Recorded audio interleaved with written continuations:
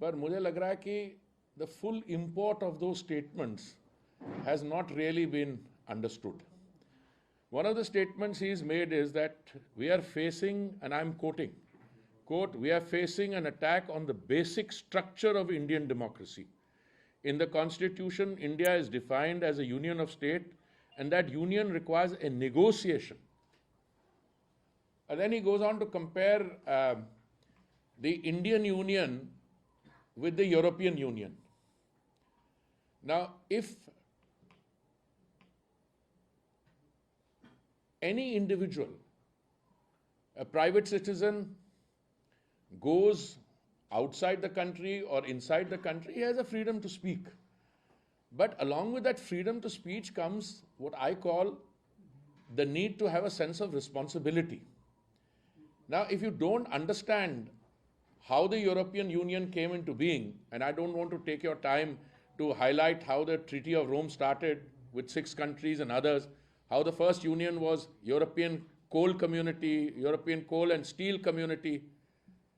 These are sovereign countries which have joined in order to produce, at the end of the day, some kind of a customs union, a tariff union, and where they've even decided to have a common foreign and security policy. These are independent states. To compare that to the Indian states, look, we are the world's largest democracy. On that, there is no doubt. We are the world's oldest democracy. On that also, there is no doubt. But for Mr. Gandhi to go to the United Kingdom and say, in India, Indian democracy is facing an attack on the basic structure. What is the basic structure of a democracy? Number one, freedom of speech, civil liberties, a free press, an independent judiciary. Which of these constituent components which make up Indian democracy is saying that they are under attack? The free press, I mean, I am a very proud member of the Indian legislature. I see the press having a field day criticizing the government through print media, through electronic media, through social media. And I think the relationship between the media and the political system, many members of the media ecosystem take great delight in taking credits, taking advertisements from parties which are in opposition to the party, and they give them free play. I have never seen any constraints being placed on anyone. And then he goes on to say, a judiciary. I just saw a participation by very eminent members of the judiciary, including those occupying the highest positions in the judicial system. They say we are under no pressure.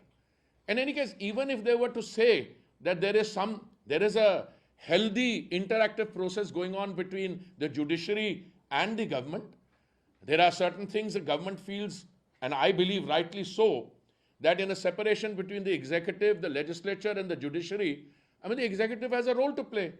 Now, if the judiciary encroaches on that, it's our right to say that. But are they under any pressure? On the contrary, we have the judiciary pronouncing on how state systems are to be run. So I think anyone who suggests, even as a private citizen, that Indian democracy is under threat, I think requires serious introspection. But when somebody who is associated, is regarded as the leader of the main opposition party, I mean, they don't have the 10% to be, he can't be called leader of opposition, but still, it is the largest party. I mean, if you look at sheer numbers, to go around and say that Indian democracy is under brutal attack, what is the objective? He's saying, all of you, the ones I am speaking to, the audience I'm reaching out to, which is what? United Kingdom, United States. And he doesn't realize there are enough mavericks there who on their own will make statements without understanding what India is. He turns around and says, "Aap kuch kariye." What is he asking for? He's asking for the democratic processes in the United Kingdom to effect change in the Indian union. Is that what he's doing? It amounts to almost that. Then, a Sikh gentleman gets up there from the audience, or rather he's there, and he says, in Sikhs, minorities are second-class citizens in India. I don't know where he got that from. I mean, I was born in this country 5 years after partition. This country has given me everything that any member of a minority community could. All right, let's leave the Sikhs aside for a moment. He's talking about Sikhs, Christian. अभी हाल में north east में चुनाव हुए हैं. Many of them have large segments of Christian population. So I don't know what it is about Mr. Gandhi's understanding. It's not just a flawed understanding. Is he playing to an agenda? But he should come clean. And to begin with, I think you need closure, and the closure will only come if he apologizes. And he should apologize categorically, unequivocally. An apology doesn't come in the form of, मैंने ये नहीं कहा, मेरी आपने ये समझ लिया, मैं कह कुछ और रहा था, etc., etc.